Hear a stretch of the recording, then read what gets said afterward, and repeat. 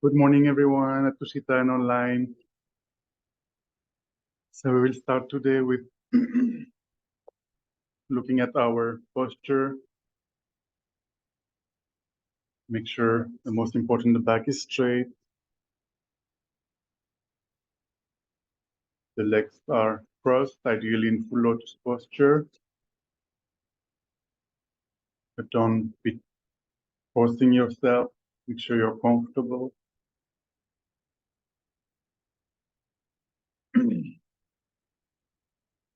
The hands in concentration mudra with the right on the left, the thumbs slightly touching, resting on the lap. The shoulders relaxed, back is straight. The neck aligned with the spine, with the chin slightly downwards. The tongue towards the upper palate, behind the teeth, the upper teeth, to reduce the production of saliva. And the eyes not closed, slightly open. Resting your gaze 1 or 2 meters in front of you. Not paying attention to what your eyes are seeing. It is the mental consciousness that meditates.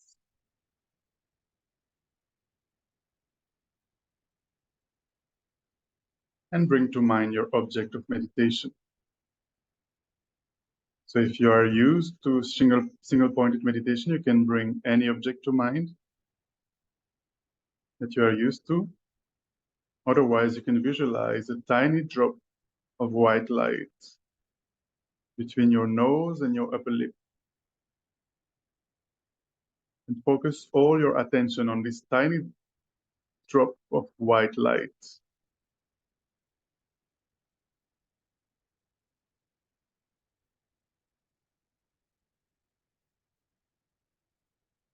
We will meditate for about 5-6 minutes, and during that time, most likely your mind will wander into excitement or laxity. So either you will start being distracted by thoughts about memories or plans, or you might start falling into dullness, might start to fall asleep.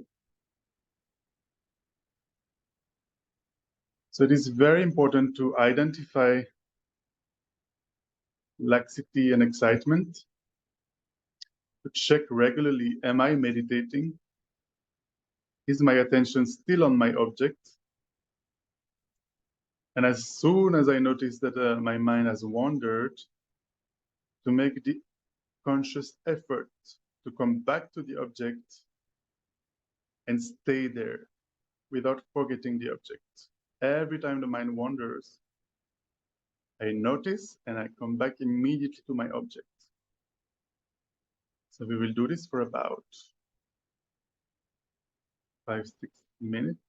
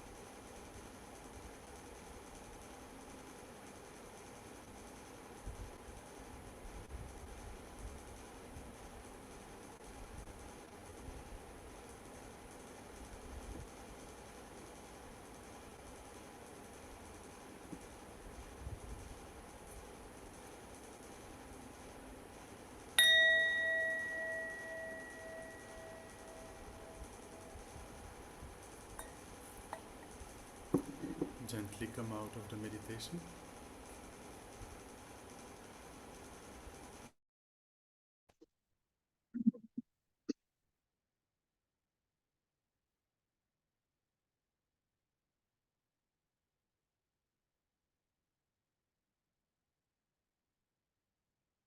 And so we will continue our analytical meditation where we left on Monday.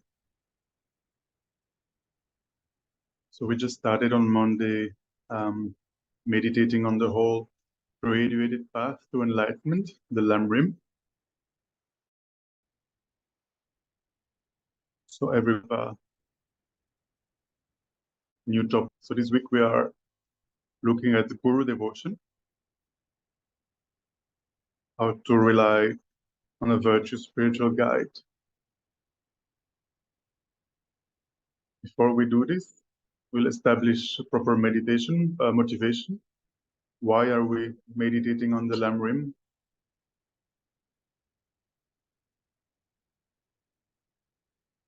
Since beginningless time, we have been trapped in the vicious prison of the mind. We have been constantly being reborn in cyclic existence due to our afflictions and karma.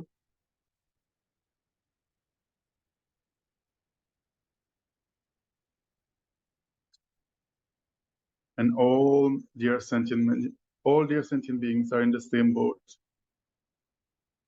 constantly being reborn under the power of affliction and karma.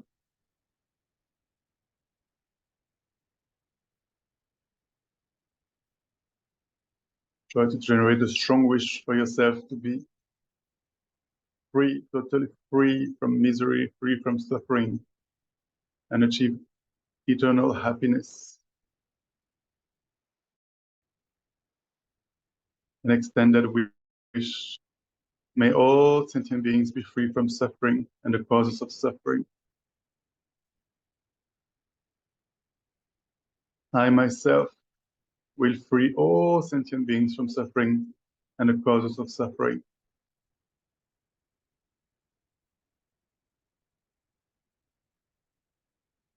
Now I have this precious human life. I have met the teachings of the Buddha. I will make the effort to study, contemplate, meditate, and transform my mind in order to eliminate all afflictive and cognitive obscurations and become a Buddha, in order to guide all sentient beings perfectly, benefit them, to lead them to cessation of suffering and to enlightenment. So with this in mind, we will meditate on the Lamrim today. We will start by reciting together the Lamrim prayer composed by Lama Tsongkhapa that is very short, foundation of all good qualities. I will share it on my screen.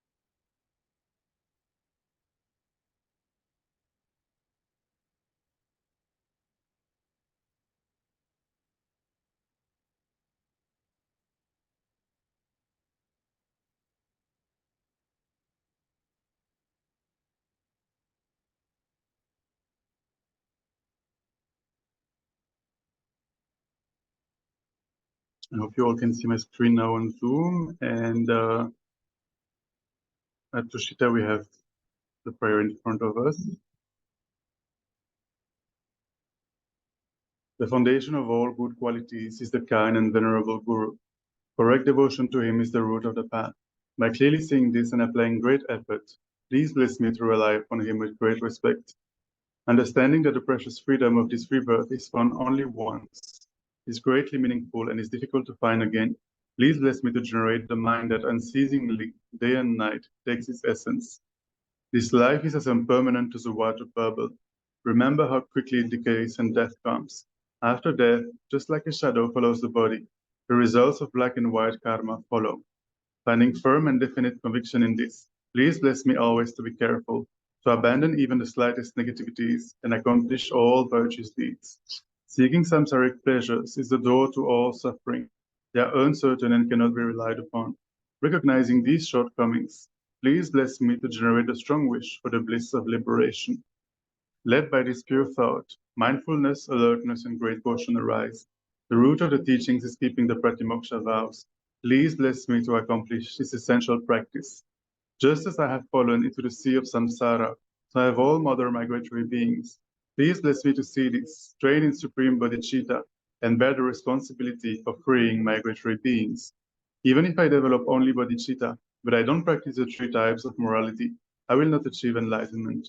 With my clear recognition of this, please bless me to practice the bodhisattva vows with great energy.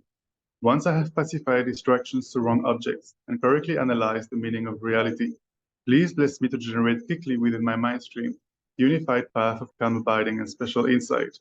Having become a pure vessel by training in the general path, please bless me to enter the holy gateway of the fortunate ones, the supreme Vajra vehicle. At that time, the basis of accomplishing the two attainments is keeping pure vows in Samaya. As I have become firmly convinced of this, please bless me to protect these vows and pledges like my life. Then, having realized the importance of the two stages, the essence of the Vajrayana, by practicing with great energy, never giving up the 4 sessions, please bless me to realize the teachings of the Holy Guru. Like that, may the Gurus who show the noble path and the spiritual friends who practice it have long lives. Please bless me to pacify completely all outer and inner hindrances. In all my lives, never separated from perfect Gurus, may I enjoy the magnificent Dharma. By completing the qualities of the stages and paths, may I quickly attain the state of Vajradhara.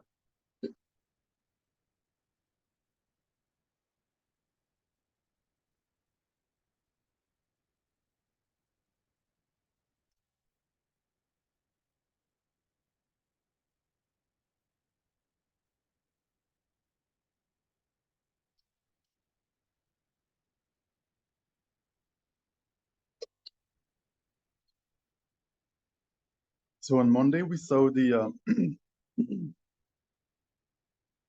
why do we need to rely on a spiritual friend, on a guru.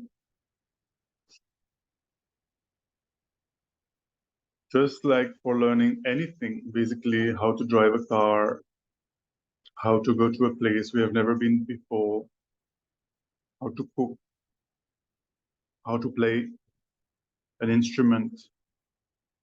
We need to rely on a teacher who will give us instructions. Similarly, in order to transform our mind, we need the instructions of a guide, of a person who has previously transformed his mind.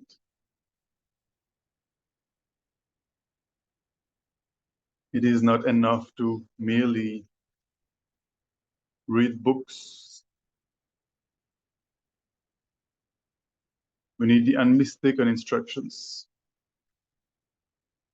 of a qualified teacher.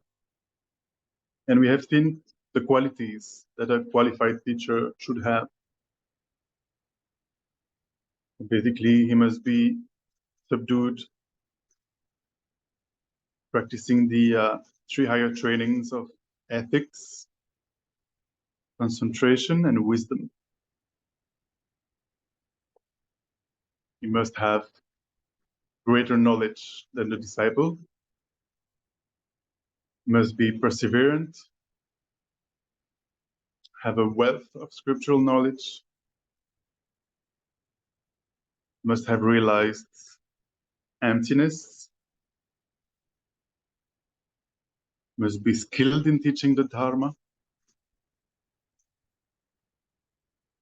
must have love and compassion, and he must have abandoned laziness with teaching the Dharma, expounding the teachings. In those degenerated times, it might be difficult to find a guru with all these qualities.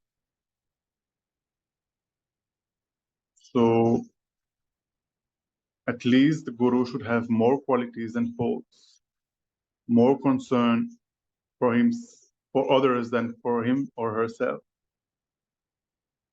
and more concern for future lives than this present life.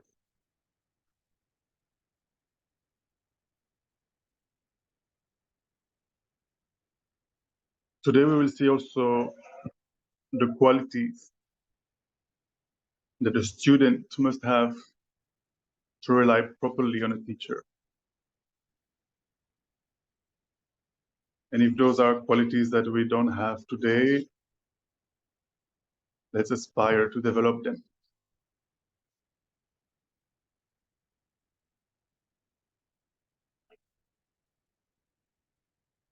One of the qualities of the student, of a qualified student, is to have a balanced, impartial mind, free from aversion and attachment.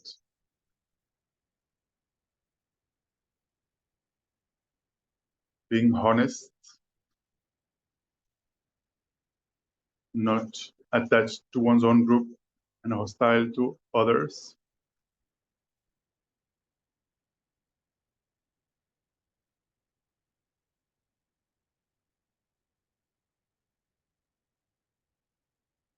The second quality is to be able to distinguish right from wrong, what is to be abandoned and what is to be practiced, what is to be adopted.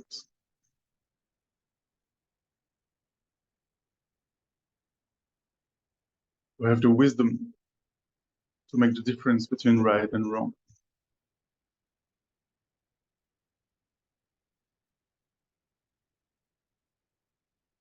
Third quality of the student is to have strong aspiration and enthusiasm to learn Dharma and practice it.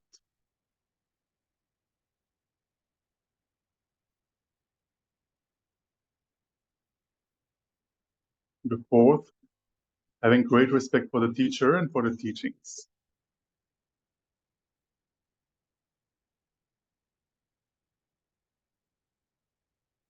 And the fifth is to listen carefully, attentively, with a good motivation to the teachings and to the advice that is given by the guru, the spiritual friend.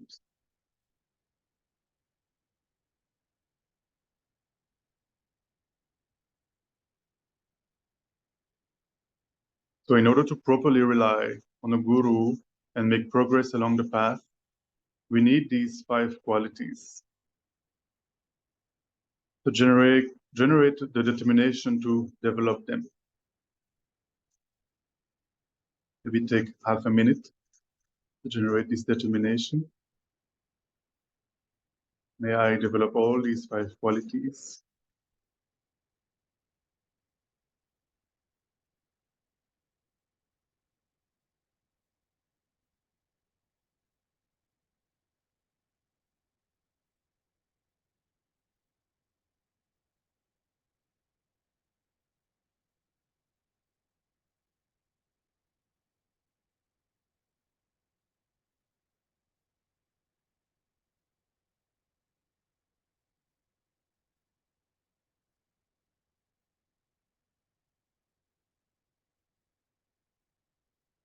Then relying on a spiritual friend, relying on a qualified Mahayana guru brings many advantages.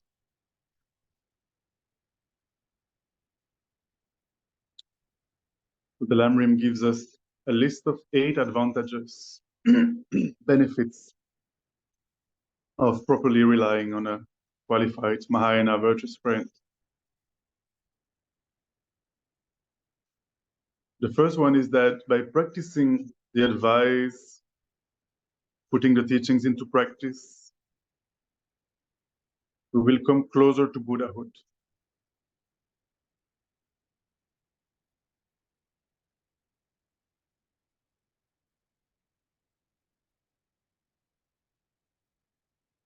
The sooner the better we follow the advice, the sooner we will become free from suffering and achieve enlightenment.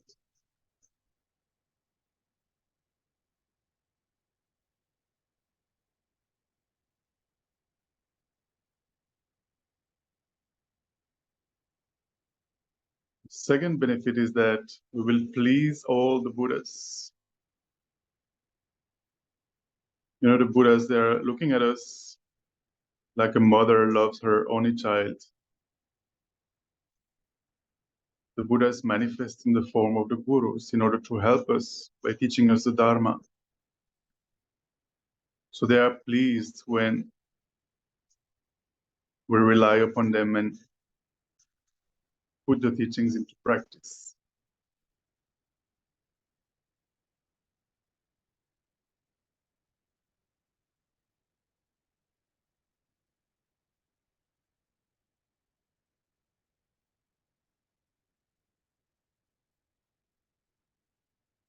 Third advantage is that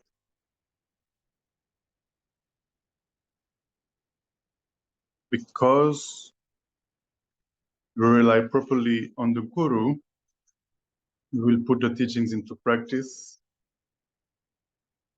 We will do virtue, therefore, we will not be harmed by maras or evil friends.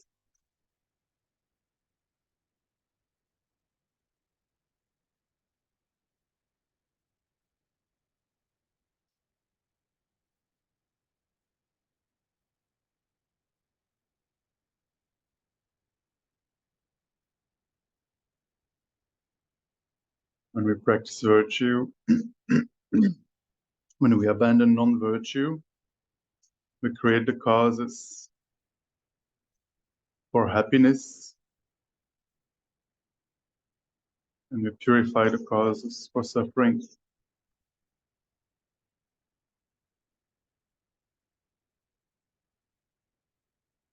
The fourth advantage is that our delusions and negative actions will naturally come to cease.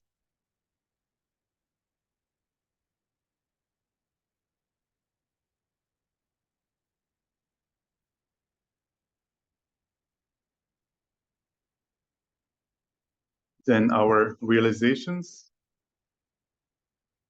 of paths and grounds will increase.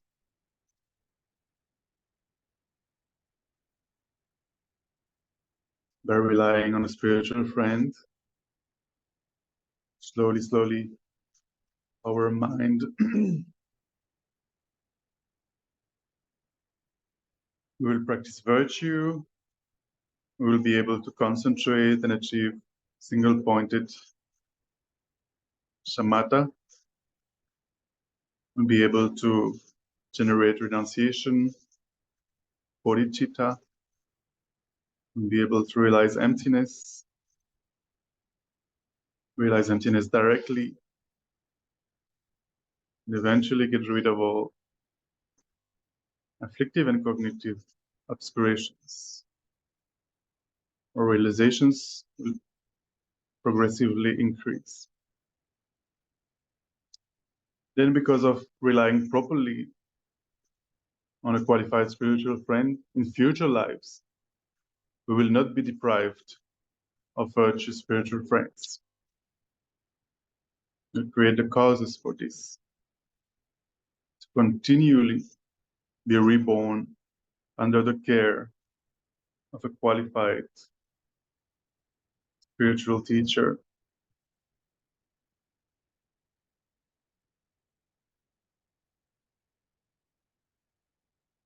By following the advice of the guru,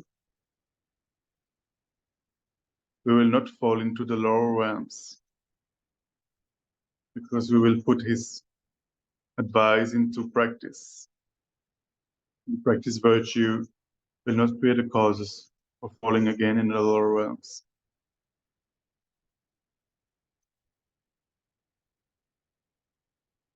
And then we will effortlessly accomplish all temporary and ultimate goals.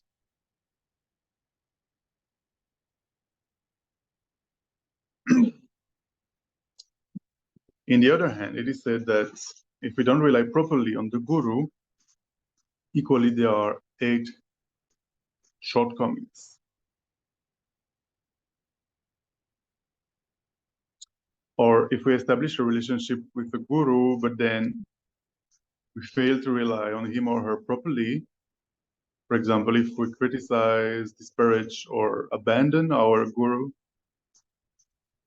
and after that we do not confess or change our negative thoughts and actions, then we might experience some of these 8 shortcomings. First one is that criticizing our guru is the same as criticizing all the Buddhas.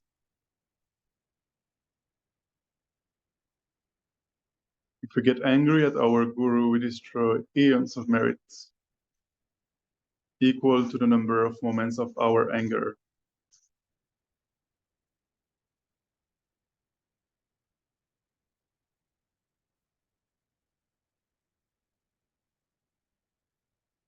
If we don't rely properly on our guru, even if we practice the Vajrayana,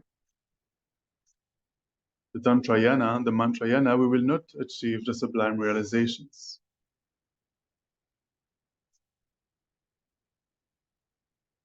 Even if we practice Vajrayana with much hardship, it will be like attaining hell and the like.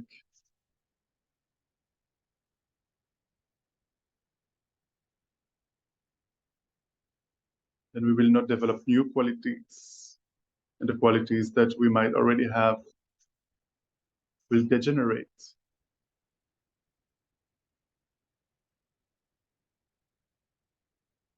Because of not following the advice of the spiritual friends.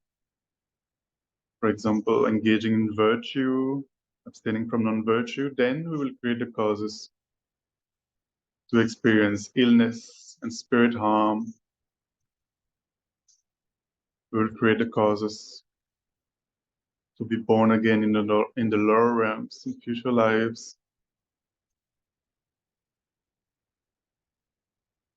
And then it will be difficult to again find a spiritual friend.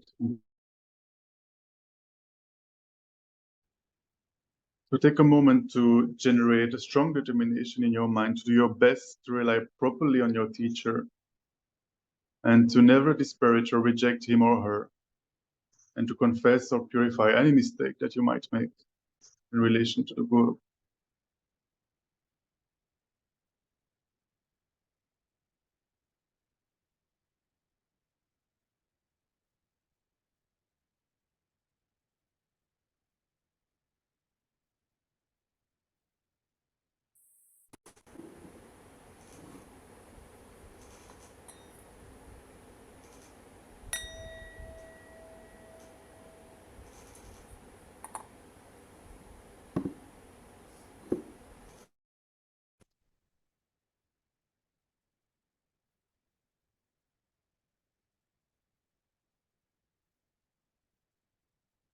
I remember one time I was teaching with Lama Zopa Rinpoche, where he was saying,